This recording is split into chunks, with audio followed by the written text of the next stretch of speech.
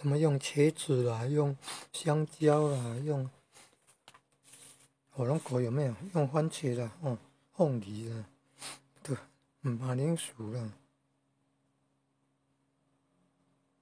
用那个香蕉的茎部的一小段啊，培育幼苗啊，还用香蕉花嘞，插什么？插那